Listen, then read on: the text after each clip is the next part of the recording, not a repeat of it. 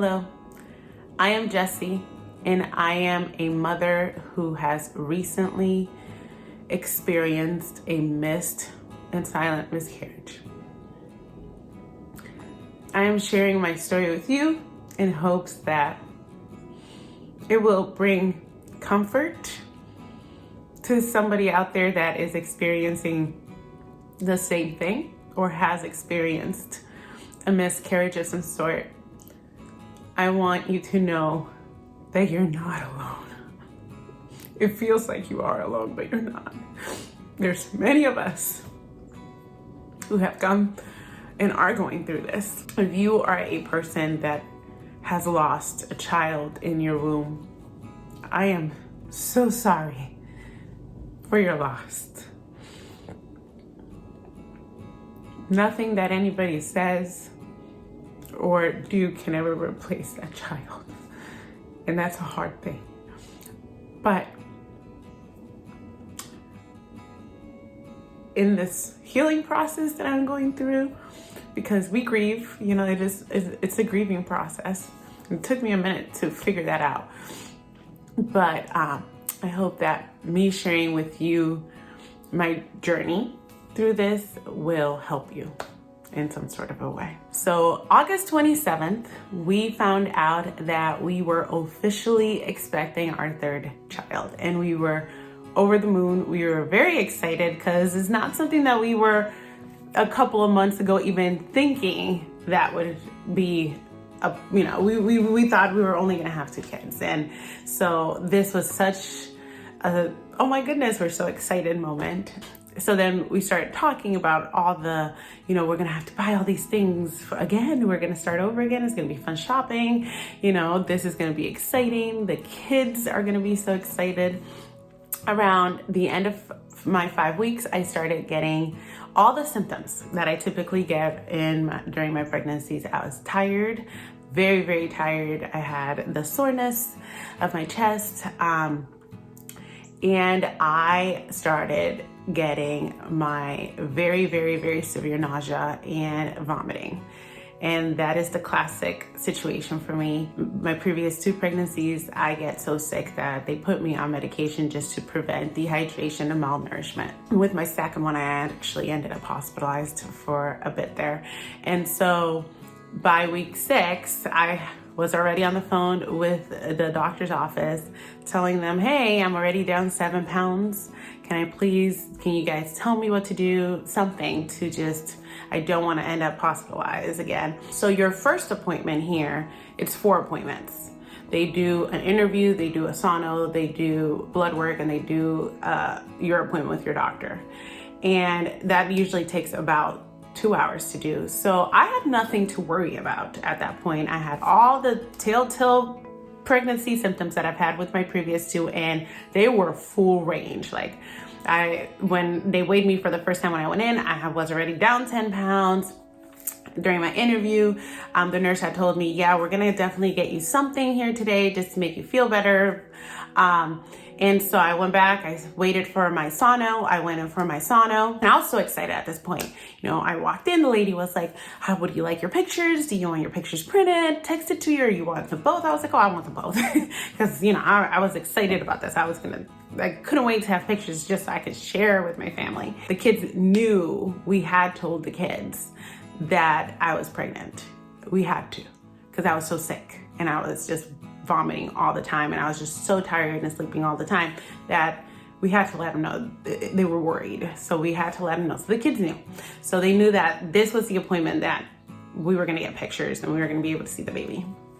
So I went in, excited, I laid down.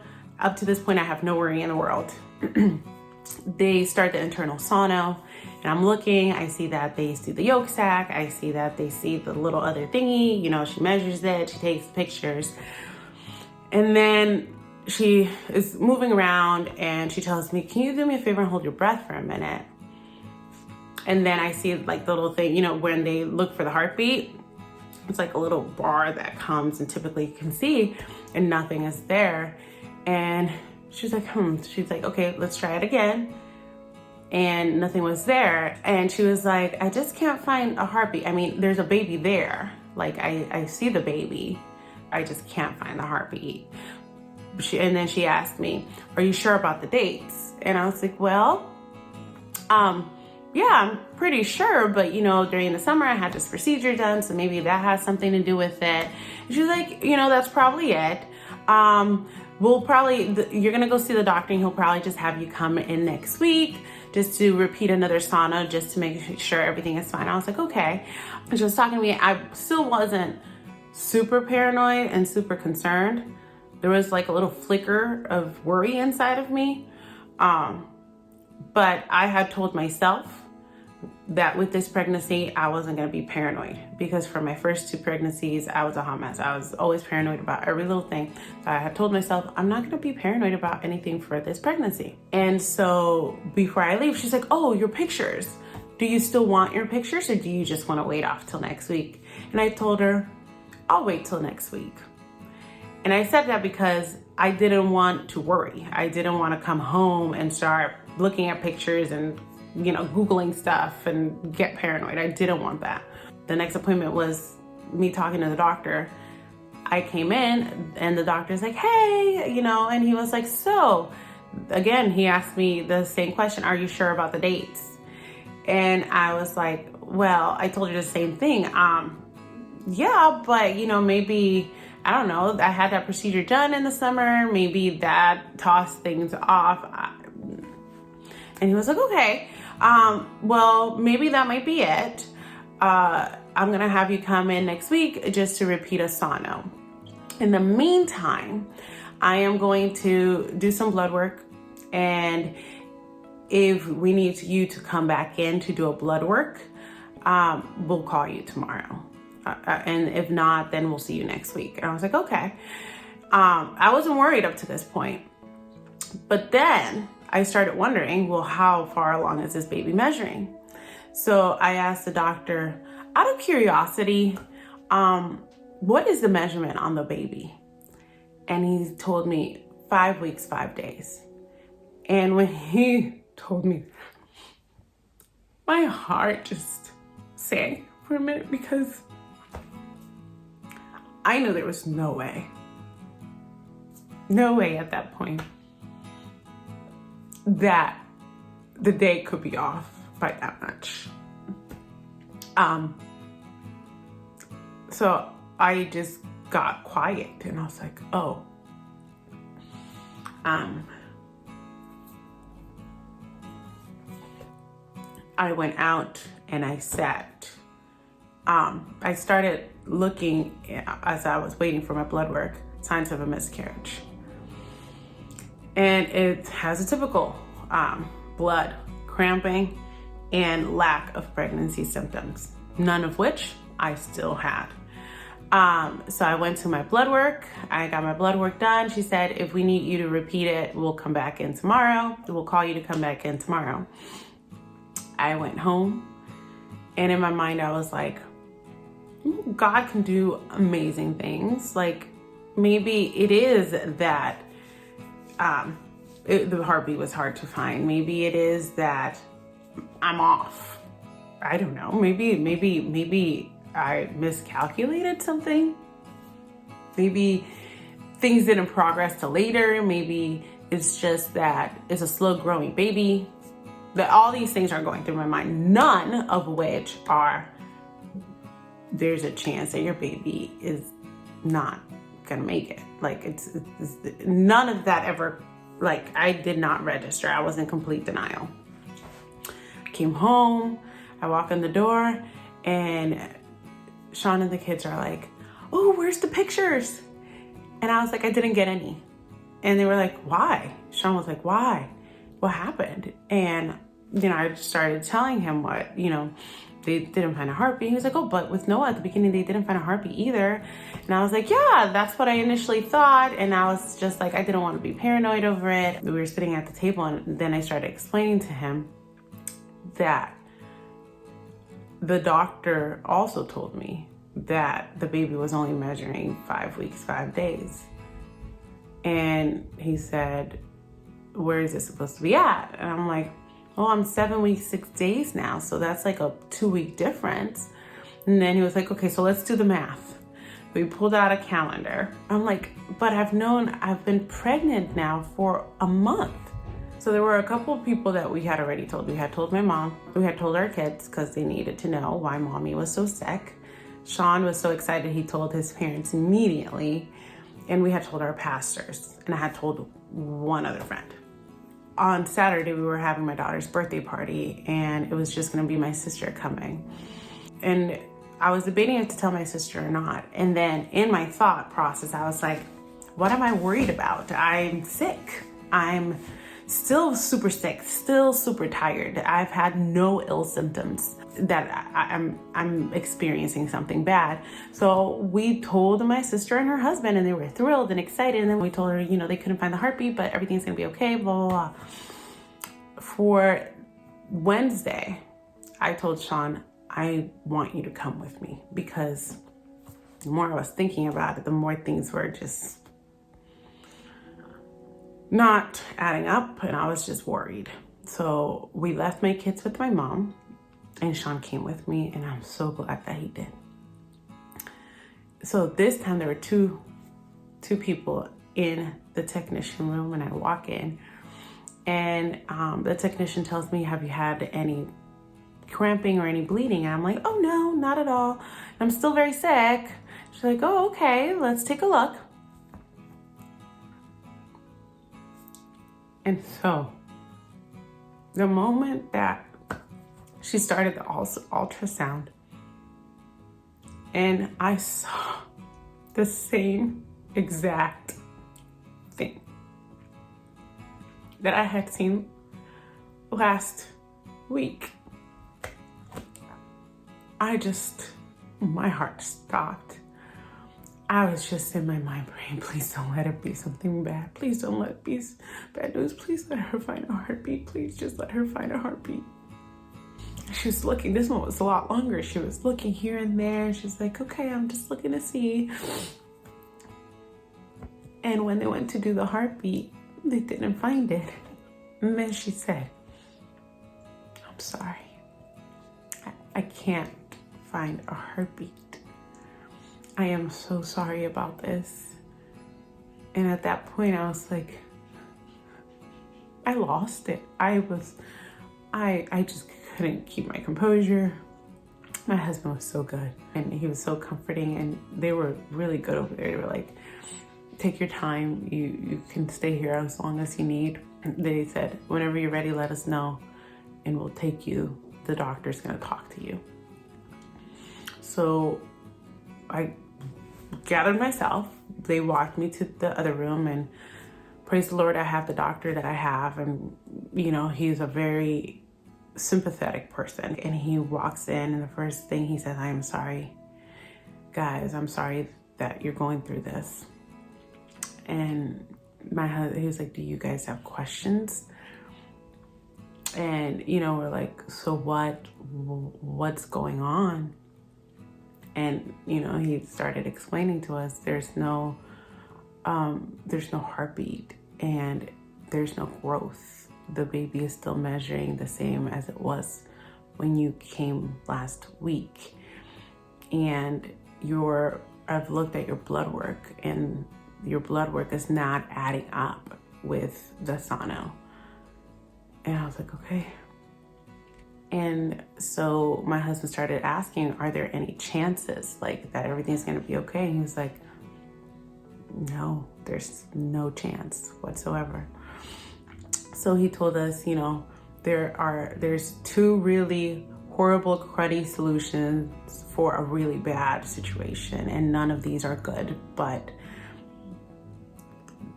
we have to choose one. And so he said, number one, you can let nature take its course. You can let your body try to figure it out, and when it figures it out, it will naturally pass.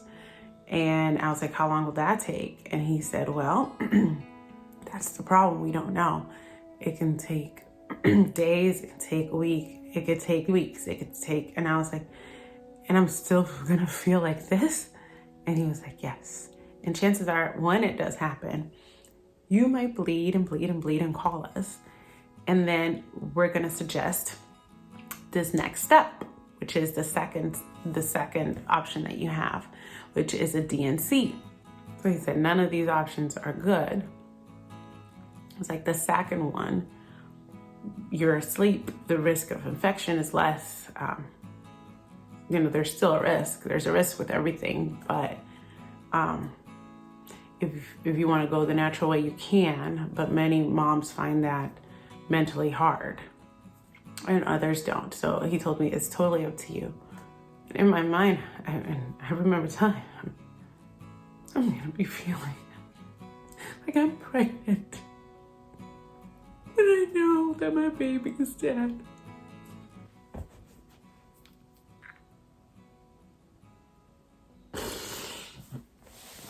So we opted for the DNC. I came home, it was Wednesday. Thursday, I took off work until the next week. And I was just in this shock, denial type of thing. I started looking stuff up. I'm like, what is this? Like, what is a miscarriage? Then I found tons of women who have had this experience. And I was just in my room. I was like numbed. I felt I had this numbed feeling. And then there was Friday morning. Friday morning was my procedure. Very early in the morning, I had to show up at 6. I had to go to labor and delivery floor where I had my 2 kids before. And up to this point, I was still in denial. In my mind, I told myself, this is just a bad dream. This is a nightmare. This is the worst nightmare. Like, this is just a really bad nightmare I'm experiencing. So they're gonna put me to sleep and then I'm gonna wake up on my bed and I'm gonna be fine. Like, it was just a nightmare. So they do the whole, anesthesiology is very sweet. I'm sorry you have to go through this. They gave me a little lavender thing to kind of calm me down because I was losing it. I was not composed. I was crying like crazy. And they started wheeling me in and I got into the OR. The anesthesiologist was telling me, I'm gonna give you something just to take the edge off a little bit. I still remember crying. And then I fell asleep crying and I woke up. When I opened my eyes and I found myself in that hospital bed, my whole world just crashed.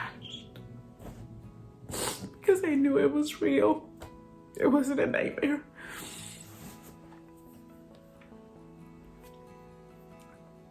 So I just cried and cried, and my husband was there and I just cried. I woke up crying.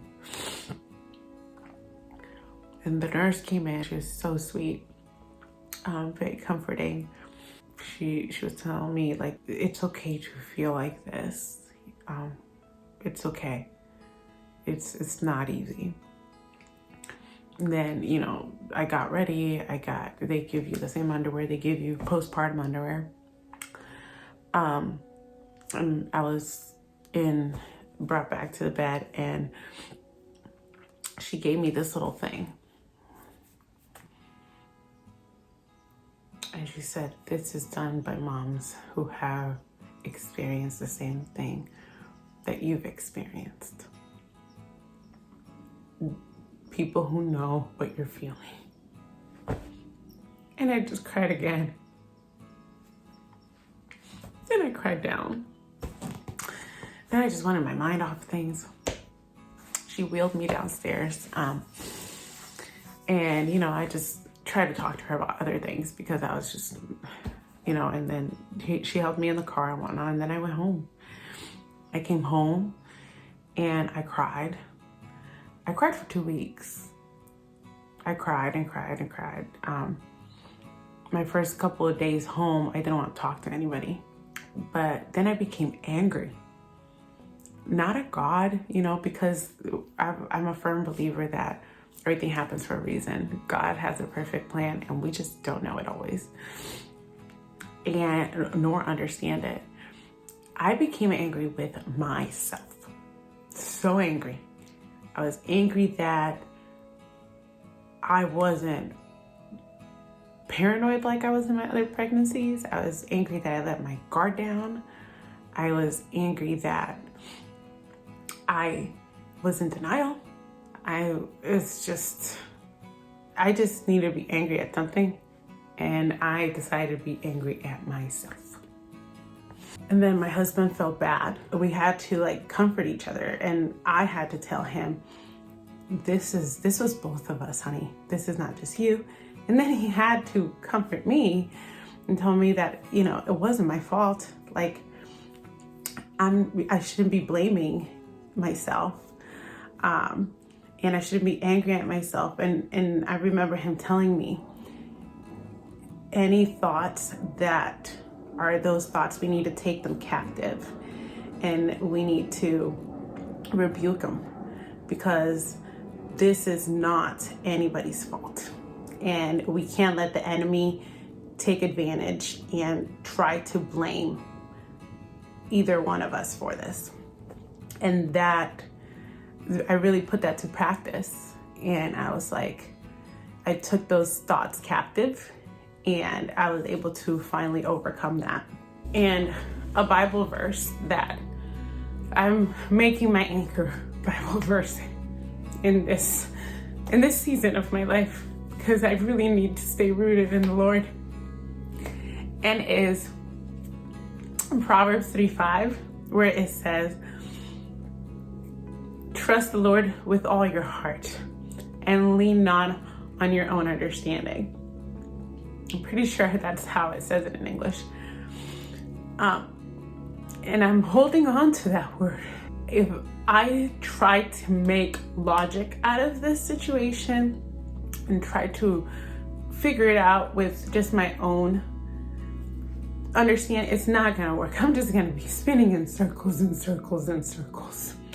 So I'm surrendering this to God, and I'm asking God to help me in this, and just trusting that He knows, He can see the whole picture. I can only see this much, but He can see the whole picture, and He knows why what happened. And I was telling my husband, I right now, I want to help somebody. That's the stage I'm at. You know, I went through my process of not wanting to talk to people. I went through the process when I was angry. Now I'm accepting it. And through this, I want that this situation that happened to not, I'm not gonna let it pass in vain. I'm praying for all of you who are going through this, because, you know, if you don't go through a certain situation, if you don't go through a certain trial, you really don't genuinely know, you know? And I feel that before I felt sympathetic for mothers who had miscarriages, but now that I'm experiencing the pain, I feel like I can pray with true understanding. And I just want to stretch my arm and just, you know, help in any which way. So whether it is those people going through it, or whether it is spreading awareness of this, so that people know, you know, break the silence. Like, people don't talk about this, and the more I think about this, that nobody talks about this, makes me, I want to talk about it. I want to let others know about it. Thank you so much for watching. I appreciate you hearing me out, and I hope that this brings comfort to somebody who might need it, shed a light to somebody who might be going through this dark, dark moment, let you know that you're not alone, and that you have somebody who is praying with true feelings, somebody who has gone through this, that is praying for God to help you in this very trying and terrible and hard time. I'm here. If you would like to reach out to me and send me a message, you are more than welcome to. you can leave a comment below, or I'll link my email to the description somewhere. Thank you so much for your time. May God bless you, and I will see you next time. Bye.